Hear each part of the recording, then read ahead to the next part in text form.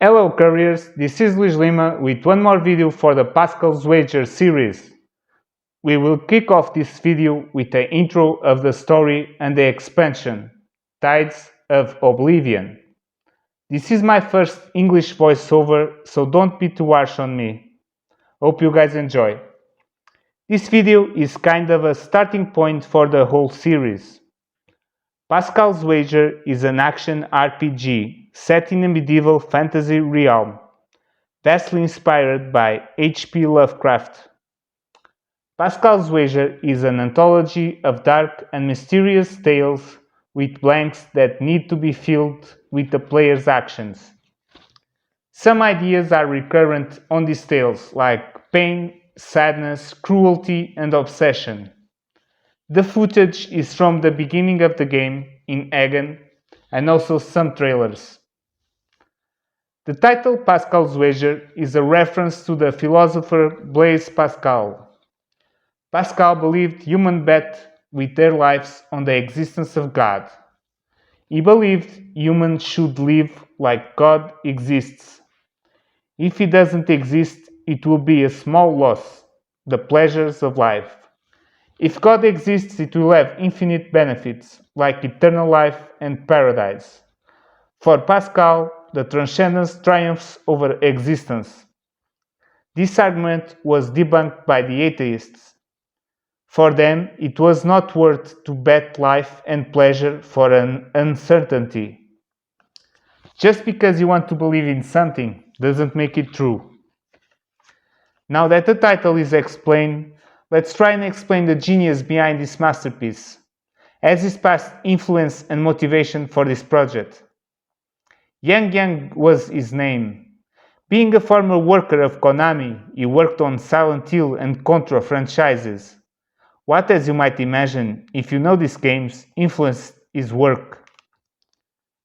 Pascal Wager is a hard game. You have to learn it to succeed. The game uses resources like mist and water to represent emotions. There is a lot of Silent Hill in Pascal's Wager.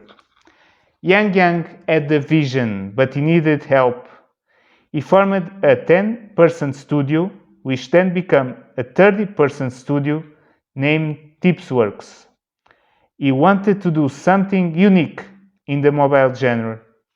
A premium game with console-quality graphics, a challenging hardcore game with very artistic cutscenes, and a dense, dark, original story, with its own mythos, surreal but at the same time always reminding the hardships of real life. The concept of starting on mobile was pretty simple. Mobile is the biggest platform for gaming, especially on China, Yang's country. And also, United States and Europe players don't care about the platform they will play, if the game is good. This was Yang and his team belief. Apple also believed, and at the launch of the iPhone 11, they presented Pascal Wager to the public, and people loved it. This game's success is a big slap on mobile's industry face. You don't need casinos, you don't need pay-to-win mechanics or force-feed people ads. What you need is to sell a good game. Today's Pascal's Wager can be played on iOS, Android, Windows, and Switch. In Pascal's Wager, there is always present a dichotomy: light, dark, Colossi, Sandril, Old God, Logos. Past, present, and future are constructed by the player. You find a shortcut or a document, and stuff you believe a minute ago is now a lie. I will give you a taste about the main story and the expansion. It will have some minor spoilers. In the old continent of Solace, the sun was loved and celebrated, and the ancestors called it the Old God. One day, a natural accident happened, and the sun fell in the ocean. When the continent became darkness, a supernatural dark mist appeared, carrying a worm-like creature called the Sandrill. This worm looks for a living or dead host, so it can grow and develop. The starting symptoms are fever and pain. Then the host becomes violent, and advanced infection can provoke mutations. Sandrill can reanimate the dead. There are some people that can control his power, and there are also some medicines that delay his effects. When the old god fell, a cycle of darkness started, and the colossi appeared. The colossi or colossus are giant creatures with humanoid and tree characteristics that have a giant light sphere in the place of the head. This intense light stopped the advances of the dark mist. They protected mankind and were seen as divine intervention. Cities were built around the colossus. At the time, the light from these beings is fading, and they are dying. They started moving probably for the hidden, fabled, colossal grave. Terence and Viola, our heroes, are couriers, and they patrol the land, helping people in name of the church. They came to Egan to investigate the migration of the colossi. Terence is deeply moved by obsession. He volunteered himself to be a courier to atone for his past. His obsession is sometimes stronger than death. This little introduction is nothing more than a drop of water in an endless ocean. Nothing more, nothing less. In our journey as players, we will gradually fill the blanks of the main story with other stories that we gather from NPCs and documents. And to be honest, a lot of knowledge will also come from our own subjectivity, like in the Silent Hill series. If you ask other players to tell you the story, it will undoubtedly differ a lot from mine. The campaign expansion, tragically called Tides of Oblivion, Lord Ebbinghaus, wanting to protect his people from the Sandrills, stole a seal of Yakub and looked for a place where his people could prosper and live safely. In his travels, he found Ichthyosauria, a colossal sea creature. I use very lightly the word colossal here, since the creature was the size of a small country. Ebbinghaus and his followers found shelter and a place they could call home, in Ichthyosauria. It had water, it had food, perfect for the Samarosians to live.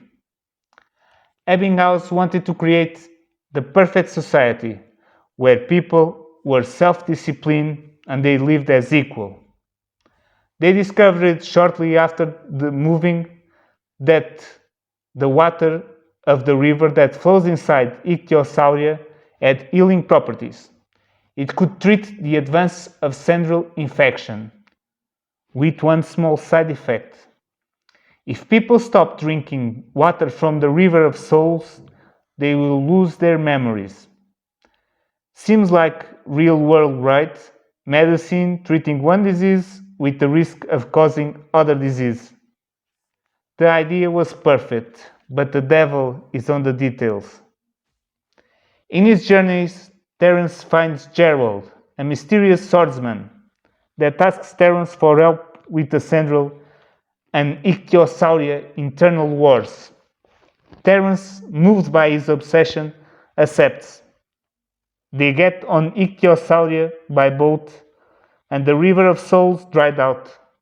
The place is filled with undead scavengers, and the people that are alive are insane and lost in small memory cycles due to the lack of the River of Souls water. Gerald can't find Lord Ebbinghaus and doesn't remember anything. What an amazing start for another story. This is what it is, a story with another story inside another story. Now let's talk a little bit about structure, about gameplay and mechanics of Pascal's Wager.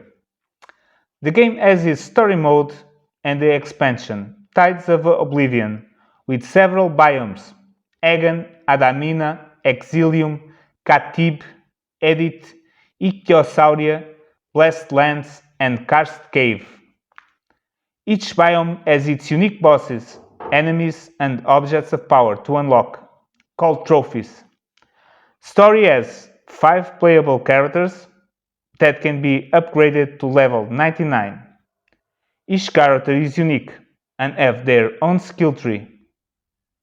In this mode, we will always use Terence and one more character to help him: Norwood, Viola, Benita, or Gerald. Mechanically, it's like we have 2 lives. If one character dies, we take control of the other, and we can swap them when we are out of combat. If one of them dies, it can be resurrected at the altar. Also, we save the game at the altar. We have a lot of options, but that is subject for another video. The campaign has New Game Plus, meaning when you start in New Game Plus, you get almost everything transferred from the last campaign. But there is a catch. Each time you start New Game Plus, the game will become significantly harder. The game has boss rush mode named Obsession Challenge, where you can try to beat your personal best against all bosses of the game. Obsession Challenge allows you to use one of the 5 characters with your own build and items, or with preset items. It offers 4 difficulty settings. The last mode is very fun, and it's called Deep into the Dark Mist. It is also a paid DLC on Android. There is a lantern we should buy from Glenn, so we can start. The more we play this mode, more the lantern will shine, and deeper in the dark mist we can enter. This mode has the best trophies in the game, but for good drops you must be deep into the dark mist. Maps, enemies, and bosses are random, which gives you the mode a lot of replayability. The gameplay consists in entering a map, filling the obsession gauge by killing enemies. When that bar is full, a portal for a boss will appear. If we won, we get a present from the dark mist. If we die, it starts all over. In the first map, you will fight 4 bosses. When you finish it, you will unlock other map with 5 bosses, and so on, until the last map with 7 bosses. The enemies will be stronger and the obsession gauge will be slower to fill on the later maps. The trophies in this mode are not upgradable, so you really have to farm and get the harder maps to get those level 5 trophies. The Dark Mist trophies will also have a passive skill that could be strong, average, or weak, which depends on your progression on the Dark Mist, and also is a bit random. Ideally, you will want level 5 drops with greater passive. Pascal Wager is a dark fantasy medieval action RPG that the more you play it, the harder it will get. There are no maps, and it has a sanity mechanic that defines all gameplay. If the player loses all sanity during a boss fight, it will get lunatic, changing almost completely the fight. If you get lunatic out of a boss, you will get attacked by a ghost from your obsession, which is fun too. Each playable character is unique, easy to understand but hard to master. Pascal's Wager has easy mode. The game is mostly fair. I just don't feel happy taking a insta-kill combo. I should dodge, right? During my 100 hours, almost no bugs. Only a bug side quest and some FPS dips. In my opinion, it's advised to use a Bluetooth controller to play the game. And for the last part, I have to do a mention to the awesome soundtrack of the game. It's just marvelous. If you play the game and listen to the soundtrack, it just is like you are inside the game world. Really magic. You can check it out on Spotify. Just search Pascal's Wager official soundtrack. Musics were composed by Young Peng and performed by an orchestra in Air Studios, London. It's amazing, each boss has its own track. Sometimes it's hard to listen because you focus on the fight, but it's very nice. This game teach me to persevere and push through. Did it teach you anything? Leave it in the comments. I hope you enjoyed the video. Thank you for watching, and I'm sorry for my English.